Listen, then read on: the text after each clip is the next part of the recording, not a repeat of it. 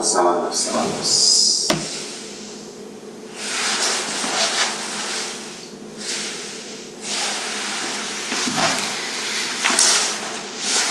Morning, everybody. Today we'll be continuing on with the Shoshinge in the Sofu style, and then doing the Wasan, which is on page 247, with the words Ketsujo no Shin. Okay, so we begin with Ketsujo no Shin, and we'll be doing the Shoshinge and the Sofu style today. We can start it. Thank you.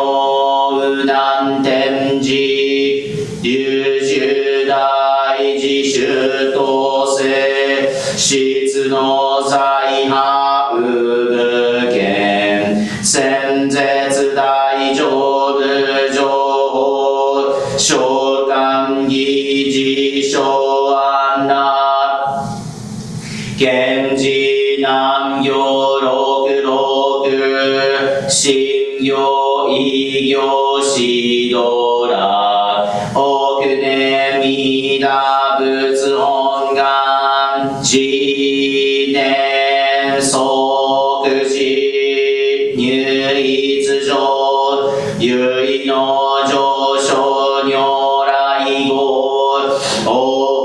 大大偶税王天神菩薩増論説奇妙無下公如来永寿たら見真実高専王朝大誓願こういう本願力栄光理道群上昇一心記入空読大崩壊筆逆入大永収集徳司連下創世界即小小信用小人有本の人間人図入生寺恩寺王下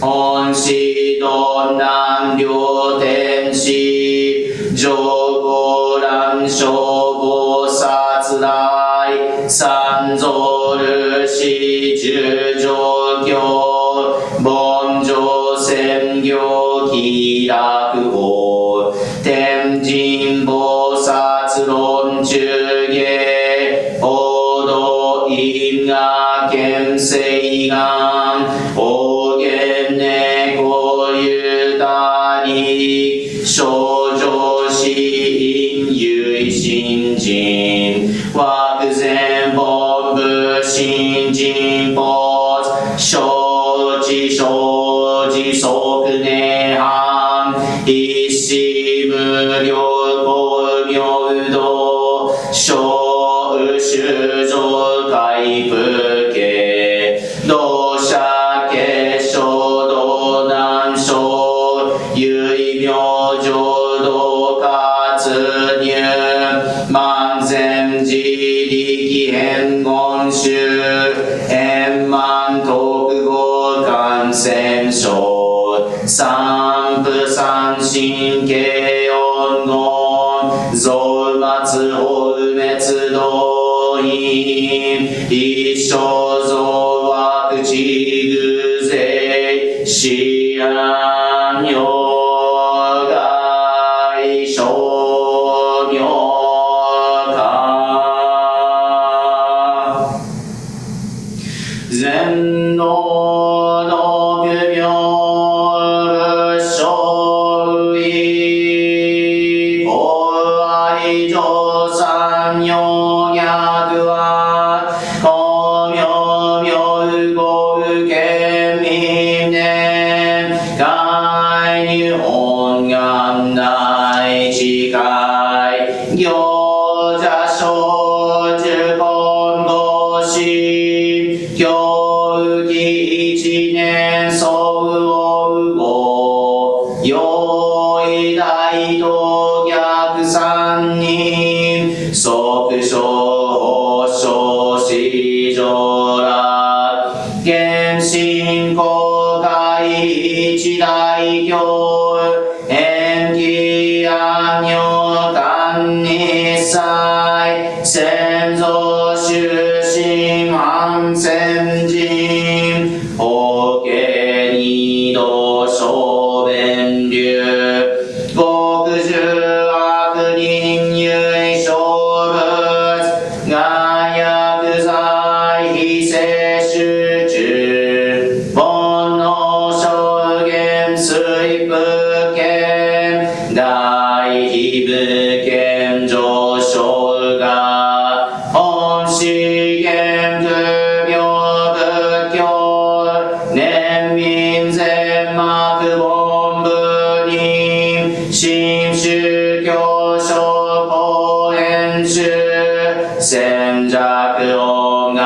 具悪性現代生人伝下ケチ義上位小子即入弱上類な一新人異能入具兄弟自主指導上細無変極上具悪同族自主具同心有意が心死高層性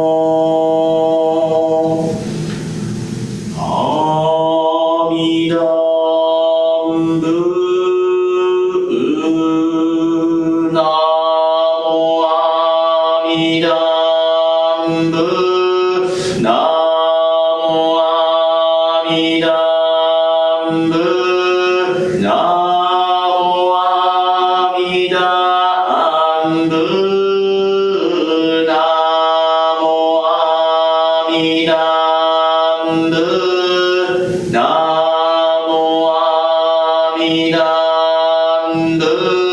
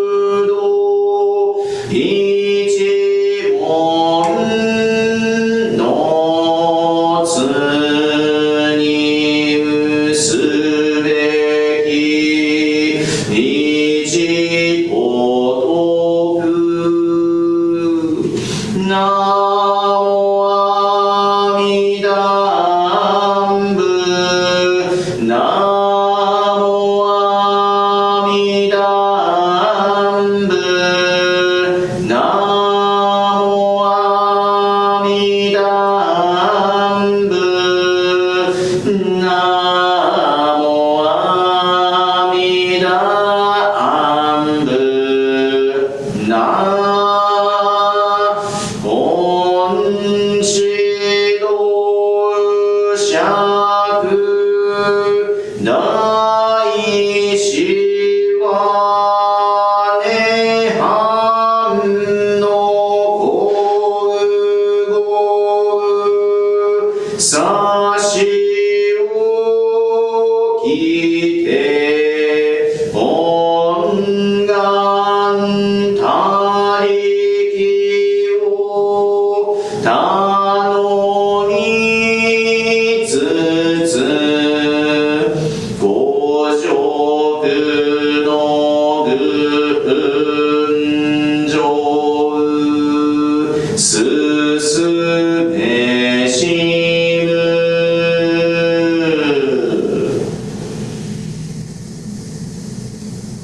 南にしくど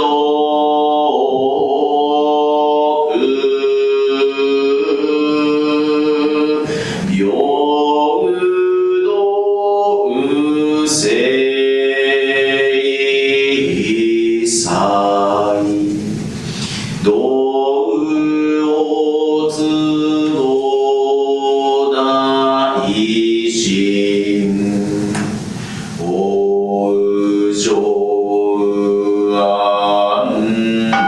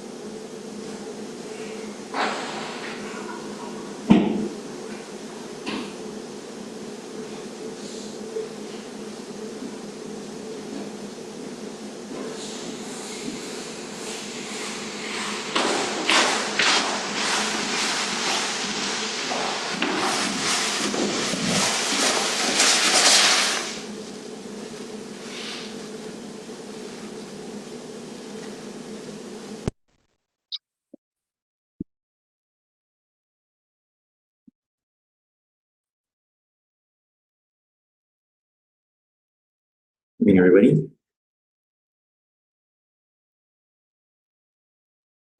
The following is from the Ryogemon, which I will read as follows, and I will explain what the Ryogemon is. I rely on Amida Buddha with my whole heart for the attainment of nirvana. I give up trust to my powerless self and abandon all practices that rely on the false ego. I know that because of Amida's boundless compassion, I am assured of rebirth the very moment I put my trust in Amida. I call the name Namo Amida Butsu in happiness and thanksgiving for the gift of the universal Tao. I am grateful for Shinran Shonin and his followers for leading me to this profound teaching. I will try to live throughout my life according to the way of Nembutsu that they have taught. And that is the Ryogemon, which is how I understand Ryoge. And then the phrase of, I guess you could say it's kind of like a creed, although we have a Jodo Shinshu creed that's separate from the Ryogemon, but it serves the role or purpose of a creed or a motto of sorts that the practitioners would be encouraged to say, whether you're priest or lay, minister or lay, that this phrase has been commonly used all throughout Japan, throughout the history since Nenyo Shonin's time. So this discusses the issue of one's anjin, or the settled mind, okay, the anjin. And this is the term anjin, settled mind, is synonymous with the term shinjin, or the shinjin being the entrustment, the mind of entrustment, right, which is pretty crucial. It's actually the most crucial thing in Shinran Shonin's teaching. And so what is the difference between anjin and shinjin? There isn't one, but if there is to be one, that anjin is on the side of the practitioner. So how the practitioner understands the Jodo Shinshu teaching, and how I guess you could say, one receives the Jodo Shinshu teaching, and how one carries oneself as a Nembutsu practitioner here in this life. And that is kind of an ideal that is stated, that we try to live up to. And that is what the Ryogemon is, and the Anjing is the settled mind that is discussed on the side of the sentient being. Okay, and then Shinjing, in contrast to that, is more of the mind of Buddha that is given to the individual. Okay, the mind of the Buddha or Amida Buddha that is given to the individual. Okay, so the mind of Amida Buddha and the mind of the sentient being kind of become one, or maybe I should say, the mind of the individual becomes negated, thus giving rise to the mind of the Buddha's mind, right? And so that is that is the way to kind of understand Shinji. Okay, and so the quick contrast between Shinjing and Anjing is that the Anjing is how the person has this settled mind on the side of the practitioner. So Ryogemon then becomes this understanding on the side of the practitioner, on the side of how one understands the Jodo Shinshu teaching. Okay. So there's 2 points that I would like to point out in this Ryogemon today. There's one phrase where it says in the very beginning, I give up trust in my powerless self. Okay. I give up trust in my powerless self. And let me continue on, and abandon all practices that rely on the false ego. But I would like to hone in on this. I give up trust in my powerless self. So, I think when we come into this with modern kind of Western eyes, I think there's a hesitation there. There's a hesitation there as practitioners when we think about giving up this powerless self. What are we giving up to? Am I being asked to join this cult, or am I asked to kind of disregard my feelings and my emotions and to rely wholly on this some kind of deity or of sorts, which is that's, I can see how one might come to that conclusion, but that is kind of incorrect. As we try to listen to the Buddha Dharma more and more, we realize the incessant nature of the blind passions, the incessant nature of one's ego, and that this reliance on this self actually becomes the very hurdle in which to awaken to the world of the principle of wisdom and compassion, the Buddha's great working. Right? And so because of this ego becoming the hurdle, that when we give up this reliance on the ego self, this reliance on, in other words, when we give up jiriki or self-power, right, we then and rely wholeheartedly on the working of other power, that then becomes the arising of Shinjin, and that becomes this the utter reliance of the world of absolute truth. Okay.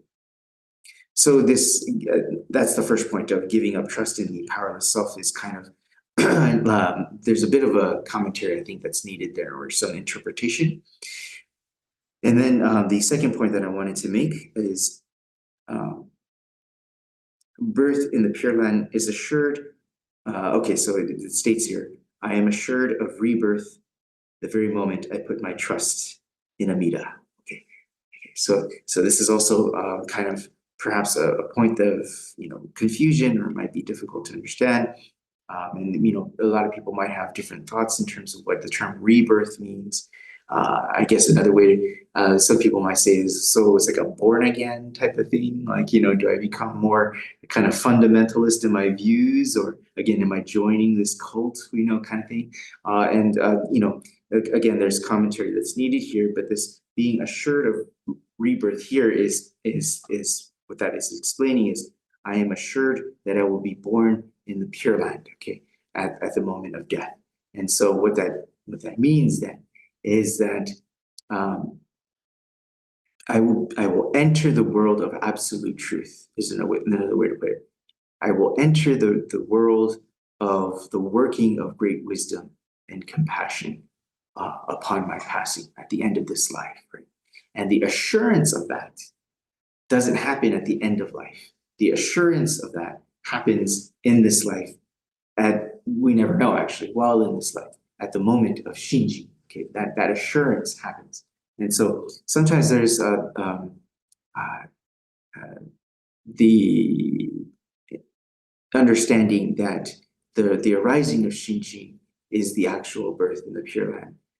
But actually, that's not the case. It's the arising of Shinji is the assurance of the birth that is going to take place. So it's kind of like if you have a destination to go to the Bahamas or Tahiti or somewhere, the buying the ticket, right, or that receiving the ticket of the airplane ride to get to Tahiti or the Bahamas becomes the assurance that I will go to this wonderful destination place. Right? But getting, some people understand it that the getting of the ticket is the actual being in that actual place. And that's a point of, I think, misunderstanding there. It's the ticket is the assurance of getting to the destination. And then the getting to the destination happens at the end of this life. And at the end of this life, we then enter the world of absolute truth with this ticket that allows us to kind of get there. And so Shinjin thus becomes a crucial aspect of the Jodo Shinshu teaching, the arising or the awakening, where we are not forced to, but where we cannot help but to rely on this other power, because relying on the self power doesn't allow us to break free from relying on, or it doesn't allow us to break free from the suffering. Right? And so that is kind of the process that is being discussed here. And as Nenbutsu practitioners, we affirm that process. We affirm our entrustment in the great working of wisdom and compassion, and that we rely on a source of energy, a source of power that is beyond our self. Okay, and so that is what the Ryogemon is kind of trying to explain. I've tried to explain this, the certain parts of it. There's a lot more that I could kind of talk about with the Ryogemon, but I think these are the two main points that I wanted to talk about: the abandonment of self-power, and that Shinjin, or the utter reliance or entrustment in the great working of Amida Buddha's great wisdom and compassion, becomes the way in which we become born in the Pure Land. So that is the Ryogemon, and I will close with I will actually today change it a little bit, and instead of reading the Gobunsho, I will read the Japanese of this Ryogemon, okay, and encourage us to kind of learn about this both in the English and the Japanese. もろもろの造業雑種自力の心を振り捨てて、一心に阿弥陀如来、我らが今度の一大事の御所、御助け総来と頼み申して候。頼む一年の時、往生一条御助け事情と存じ、この上の称名はご恩報者と存じ、喜び申し候。この恩断り弔問申し分け候こと、ご解散承認、ご出世のご恩、次第僧正の全知識の朝からざるご関係のご恩と、ありがたく存じ候。この上は定めを課せられる恩を規定、一号限り守り、申すべく候。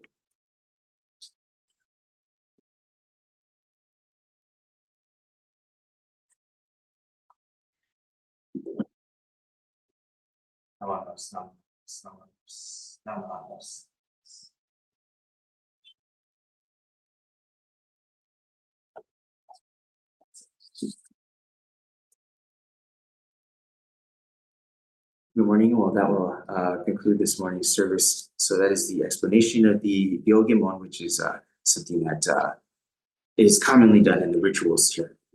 And so the reading of the letters, again, takes place at the end of every service, typically. But again, this custom isn't really observed here in America, and what I've noticed, it's something that we could it would be better if we brought that back into the fold. Of course, the letters of Renya Shonin do require some commentary to it, but it's nevertheless an important custom, I think, that we should try to continue.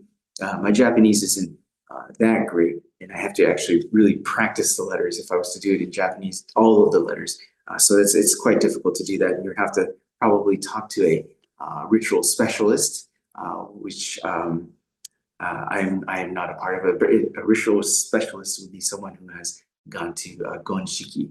Gonshiki is the kind of the ritual school that of the Jodo Shinshu wing that, or I should say, the ritual wing of the school of Jodo Shinshu, Nishi Hongachi, and they will be able to kind of explain or do these the reading of the Gonbunsho much more extensively than what I'm able to provide. Again, I'm just giving the what is the tip of the iceberg, just the introduction of these things, and in no way do I claim to be a specialist in the ritual side of things, and so my Japanese is a little bit choppy here and there, so I apologize for that. But I do nonetheless agree that it is something that would do us good to kind of continue on, to continue to bridge the gap between us and Japan, because I do notice in many respects that the two countries are kind of, or the two cultures are kind of going further and further apart, and some people aren't opposed to that. I take more of the stance of that is the inevitable, but I don't think that we should willingly try to repel ourselves from what has traditionally been and come from Japan for the past 800 years, right? I think we should kind of double down and affirm our connection and with our roots, and the connection with that roots in many respects means to continue on the customs, right? And one of those customs that falls in that big umbrella of customs is ritual. And so ritual is, I used to really hate ritual. I used to hate going to Sunday services. I used to hate chanting. I used to hate singing the goddess. What is the point of all this? It is pointless. What good is this doing me? How am I benefiting from this? I used to always think that. But over time, I started to realize as you get accustomed to the ritual, I don't know, for some reason or another, I've been brought to do rituals, and over time, and I think it was actually going through ordination myself, I was actually kind of struck by how powerful ritual is, and that when you fully immerse yourself in it and kind of let your guard down, because I know we come into it with many suspicions, and we don't, when everybody's doing the same thing at once, we get taken aback or get a little bit, again, cult-like. That seems to be the running theme for today. But if we kind of open our hearts up and let ritual kind of germinate, I guess, if you will, and eventually, hopefully, take hold of our hearts, we come to see that ritual has a very powerful impact. It's very beautiful. When you go to the morning services at headquarters, I participate in the morning services there at 6 a.m. and everybody is chanting together. You really do lose your voice in that one and join the one voice of the Sangha. And when you see that happening concretely in real time as you are participating in that, it is a very powerful, it has a very powerful effect on you. And the other extreme to that is when I do bedside services, and when what is also known as makuragyo. The family is bereaving, they have just suffered a loss of a loved one, and it is, it's raw, it's very fresh, right? The person, the body is there. So, I go to the bedside services and chant, and doing the simple chant of Jusei has a powerful effect of calming the family. That's a powerful effect that my words of consolement would have not nearly as the same impact as it would this chanting that has been done since I don't know how many years, let's just say time immemorial, right? Immemorial.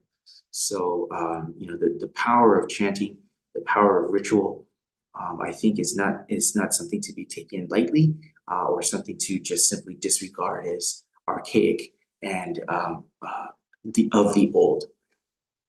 And so I think it is important to continue these traditions. But anyway, I've gone on and on about this, but the significance of ritual is something I wanted to point out today. So thank you very much for your time today. I'll see you next week.